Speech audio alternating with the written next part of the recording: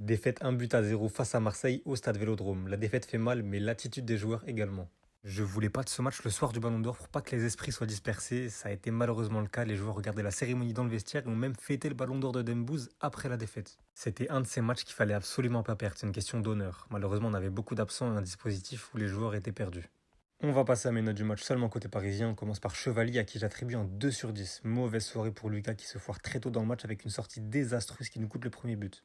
Il empêche tout de même deux autres buts comme la frappe de Gouiri sur la barre où il effleure légèrement et l'occasion d'Aubameyang en fin de rencontre. Soirée à vite oublié pour lui. On passe à Nuno Mendes, 7 sur 10 pour Nuno, sans aucun doute le meilleur parisien de la soirée. Il a multiplié les récupérations et les très bons retours défensifs. J'aurais aimé le voir plus présent offensivement mais l'équipe était trop perdue dans ce dispositif.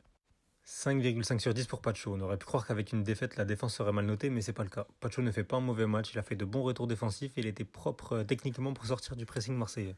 Marquinhos 5 sur 10, le moins en vue de sa défense à 3, mais il sort tout de même en match correct. Il s'est fait prendre dans le dos quelques fois, mais plus de peur que de mal. 6,5 sur 10 pour Zabarni, le plus solide des 3 centraux sur ce match. Il a été présent partout et a très bien tenu ce rôle. 3,5 sur 10 pour Hakimi. Très mauvais match pour le Marocain. Très peu en vue en première période. Il se fait remarquer seulement avec cette frappe cadrée détournée par Rulli en corner et quelques bons retours défensifs en fin de match. Mais un match vraiment pas fameux. Vitinha 6,5 sur 10, l'un des meilleurs parisiens avec Zabarni et Nuno. Il a été indispensable au milieu. Sans lui, le PSG aurait coulé. On aurait été loin du simple 1 but à 0. La lumière aurait même pu venir de lui avec quelques bonnes tentatives en dehors de la surface. Fabien Ruiz 4 sur 10, il commençait plutôt bien le match avec de bons appels qui créaient de l'espace, malheureusement il manquait un élément comme Barcola pour prendre la profondeur, il s'éteint totalement au fil de la rencontre.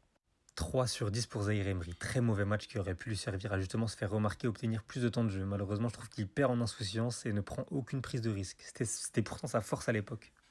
À l'époque, on s'entend. 5 sur 10 pour Guevara, c'est lui qui avait les clés de l'attaque, à lui d'apporter le danger et la créativité, il l'a fait par moments mais il a également beaucoup été effacé à mon goût. Ou quand il le faisait, il partait trop tout seul en oubliant ses coéquipiers et parvenait pas à trouver le juste milieu entre prendre ses responsabilités et jouer juste avec les autres. Et enfin, 4 sur 10 pour Ramos. Gonzalo était très important au pressing, il a très bien tenu ce rôle. Quelques imprécisions sur ses déviations, ça c'est dommage. J'aurais aimé qu'on centre plus sur lui, que ce soit Hakimi ou Nuno, au lieu de forcer à passer par l'axe. On jouait avec un dispositif inédit, les joueurs étaient perdus. On aurait dû tenter de plus déborder et centrer plutôt que de jouer comme si on avait Dembélé et Doué dans l'axe. Globalement, c'était un très mauvais match. Un très mauvais match, un match à vite oublier et surtout, fouettez-les au retour au parc. Et s'il vous plaît, occupez-vous de Balerdi.